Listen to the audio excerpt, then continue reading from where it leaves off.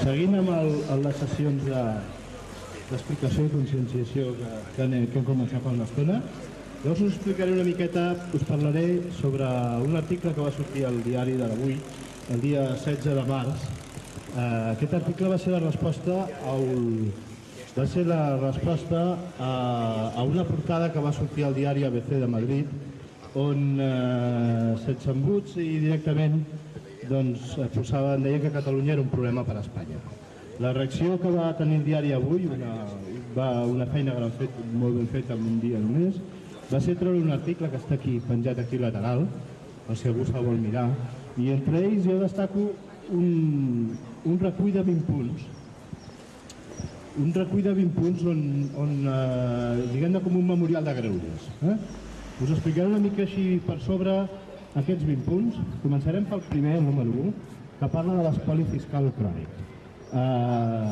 Si repassem una mica les balances fiscals a Catalunya des dels anys 80 fins ara, mai la diferència entre els impostos que paguem i els serveis que rebem a canvi sempre ha sigut negativa per Catalunya i mai ha baixat del 8% del PIB.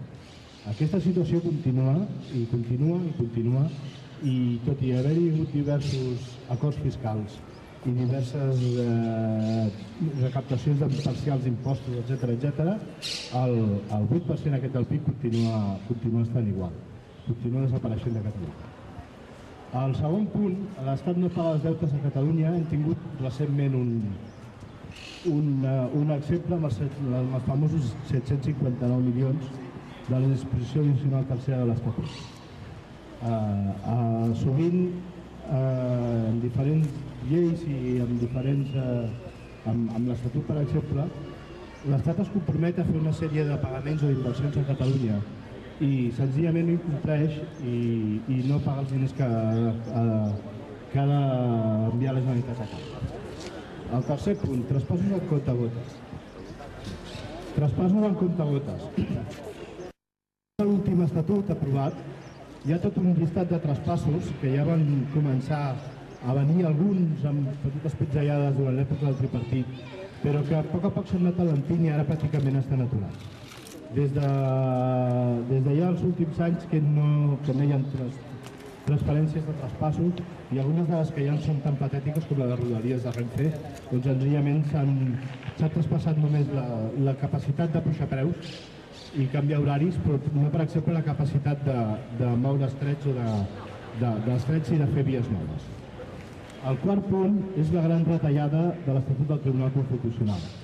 Des de diferents entitats espanyoles i partits, com el Partit Popular, es va portar directament a l'Estatut que vam aprovar l'any 2006, es va portar al Tribunal Constitucional i després de molt temps esperant va acabar sortint una sentència que pràcticament el va acabar de rematar del tot a l'Estatut.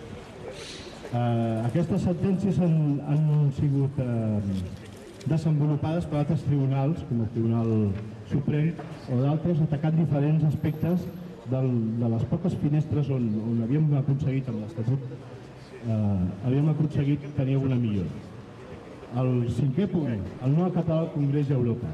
És una guerra que portem des de fa més de 25 anys intentant fer oficial el català a Europa i al Congrés i al Senat. Però la resposta de l'estat espanyol sempre ha sigut la mateixa. No, no i no. I el gran problema per fer-lo oficial a Europa és que ells et diuen: com voleu que us fem oficial el català si el vostre estat tampoc el fa oficial? El sisè punt, fer un referèndum, missió impossible. Tot i que s'estava tramitant, i ja se n'hi havia tramitat una i ara se n'està fent una altra llei de consultes, a dintre de la Constitució espanyola no cap mena de referèndum. Com a contrast podíem veure el cas del Regne Unit i d'Escòcia. On Escòcia ha plantejat un referèndum de secessió i el Regne Unit senzillament l'ha acceptat sense posar més problemes, més enllà de fer la campanya pel vot contrari. Però el referèndum a Escòcia serà possible i es podrà fer i no passarà. El setè punt, guerra oberta per evitar un club al Prat. Des de sempre, des de les entitats catalanes com la Cambra de Comerç, la mateixa Generalitat i diverses institucions, s'ha volgut que el Prat tingués la possibilitat de vols intercontinentals i de connexió. Una de les apostes que es va fer des del país va ser per la companyia Spanair, que al final va acabar sent un fracàs, en bona part perquè, paral·lelament a que nosaltres intentàvem donar-li pes a Spanair, l'estat espanyol, que és qui controla la gestió dels aeroports, va obrir l'aeroport del Prat a les companyies de baix cost, en la qual cosa la competència per Spanair es va fer impossible de suportar. 8è punt, resistències amb el corredor mediterrani. Ho hem pogut veure aquesta setmana.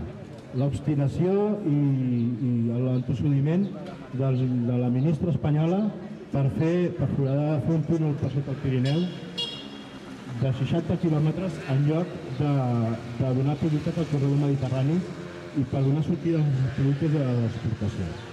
9è punt, més peatges que autovies.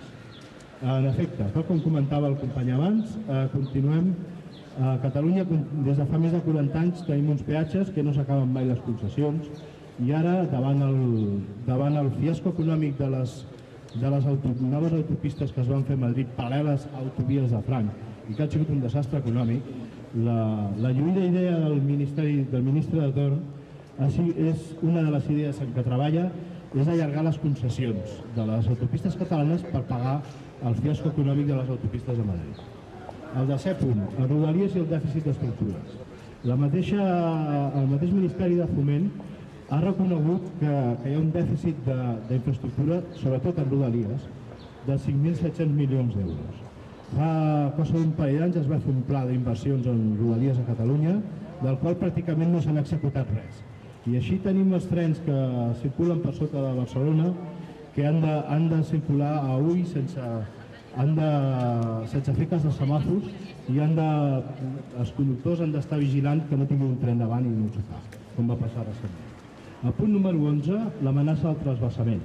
Un altre cop el PP ha tornat a treure el tema del transvasament de l'Ebre, no ben bé de l'Ebre, però sí de continuar fent una política d'obres sumptuoses i de transvasaments, cosa que ja havien donat per tancada però torna a sortir. Només cal dir que treure més aigua de l'Ebre afectaria greument el delta de l'Ebre i a tota l'economia i l'aspecte social de la zona. El punt 12, una llengua en extinció jutjats.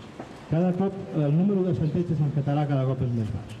Només un 14,5% de les resolucions judicials es fan en català. No hi ha hagut mai cap interès des de la banda del Consell General del Poder Judicial, que és qui en té les competències, de fomentar el català entre jutges. El català no és un requisit pels jutges a exercir a Catalunya i, en fi, continuem amb la mateixa política de sempre. El punt número 13, tots els cotxes amb l'E d'Espanya.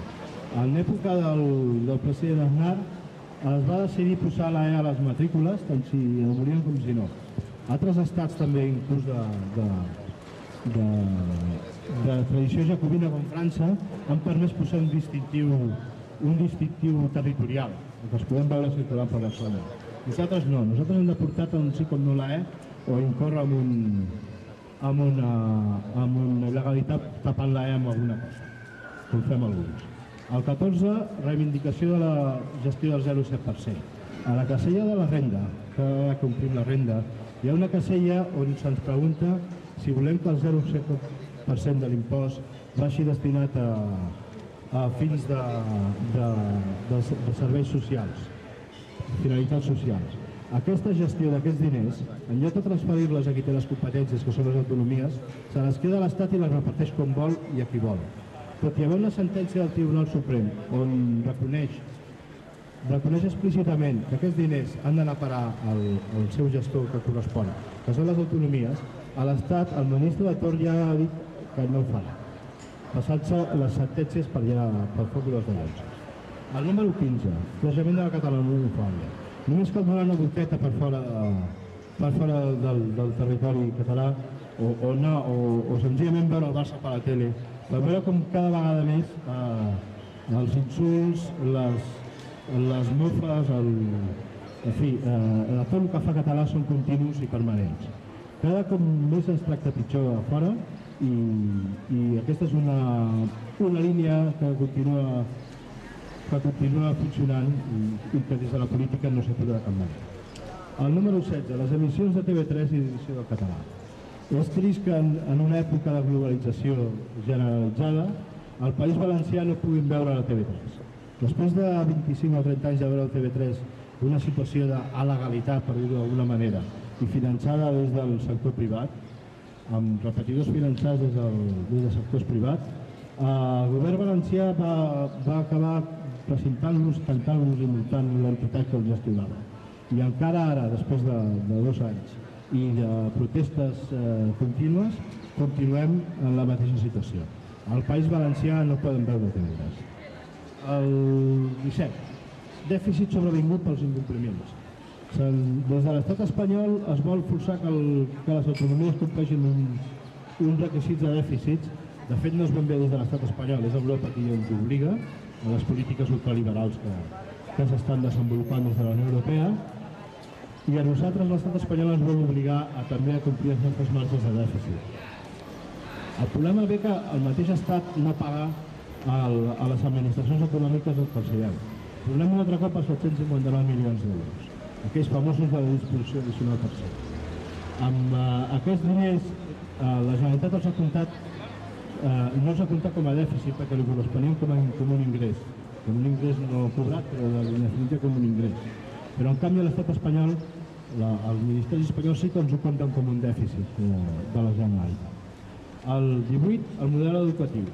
A Catalunya es va dotar l'any 83 d'un sistema d'immersió lingüística en el qual a l'escola catalana la llengua vehicular és, escola pública, la llengua vehicular és el català. Això sempre ha sigut qüestionat des de l'estat espanyol i diferents entitats particulars i partits han estat portant als tribunals tot aquest requisit. I bé, només recentment encara hi ha voltant una sentència del Tribunal Suprem que encara no està prou clarificada i que pot acabar trencant tot aquest nostre model. Al final resultarà que 3 veïns de Catalunya que han portat el tema als tribunals acabaran canviant el nou sistema que es va aprovar al Parlament amb majories absolutes. El 19. Obligats a penjar la bandera espanyola. Diversos ajuntaments de Catalunya, per voluntat pròpia i sense que hi hagués cap mena de conflicte social a dintre del municipi, van decidir no penjar la bandera espanyola. I ho van fer lliurement i ara està funcionant així i no passa res, ningú se li han caigut les vestidures. La nova delegada del govern ho ha pres com un dels seus problemes més greus que té, aconseguir obligar o forçar a que tots els ajuntaments pengin la bandera espanyola. Hem tingut recentment el cas de Sant Pol, on finalment, després de donar-hi 50.000 voltes, han aconseguit que la bandera espanyola fos penjada al balcó de l'Ajuntament. Esportistes sense seleccions, el 20è punt. Fa ja uns anys que vam fer una recollida de signatures per legalitzar les seleccions catalanes i que poguessin competir internacionalment. Això ja fa bastants anys, potser quasi bé 8 o 9 anys, i continuem a la mateixa situació. L'estat espanyol fa tot el que pot, tant si és legal com si no, tant de forma descarada o per sota mà, per evitar que a les reunions on les eleccions poden acabar conegudes, els vots dels delegats votin a favor del reconeixement de les eleccions. Doncs bé, aquest decàleg de 20 punts, això va sortir publicat al diari Avui el dia 16 de març, i he volgut destacar-ho perquè m'ha semblat que era un recull una mica com un memorial de greuges que tots hem de mirar de tenir present. Doncs res més. Si algú vol fer alguna pregunta...